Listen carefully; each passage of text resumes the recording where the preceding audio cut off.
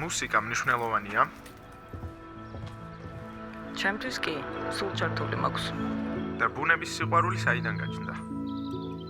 ალბათ უფრო სოფლიდან, ბავშვობაში ზაფხულის არდადეგებზე ხშირად დავდიოდი ტყეში.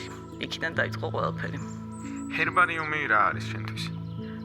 ფიქრებისა და ფორმების განახლების პროცესი.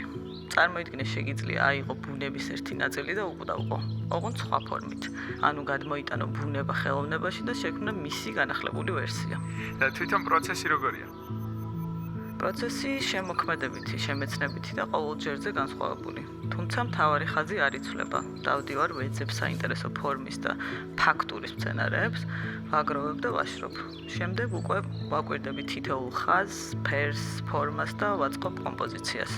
ასე თავიდან იბადება ნამუშევარი, ბუნებიდან ხელოვნებამდე. და ამ ყველაფერში ტექნოლოგიის როლი როგორია?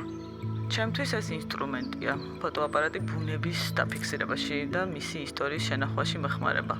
ასე მარტივად ვიმახსოვრებ ადგილებს, სადაც კონკრეტულ მცენარეებს ხვდები. ხშირად ეს სურათები ახალი შთაგონების წყარო ხდება ხოლმე. ფოტოებით მყიდველსაც ვუყვები ამბებს, ვაჩვენებ მცენარეების წარმოშობისა და დაბადების ადგილს.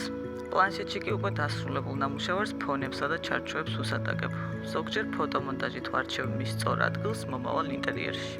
კარგი. ფრაზა განახლების დრო რას ნიშნავს შენთვის? ბუნებისთვის ეს ყოველდღიური მდგომარეობაა.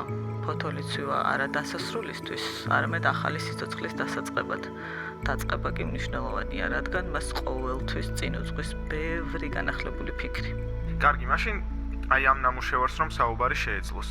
შენი აზრით რა სიტყოდა? დიახ, მეგობრებო, ცოცხალი ვარ, მხოლოდ სხვა განახლებული ფორმით.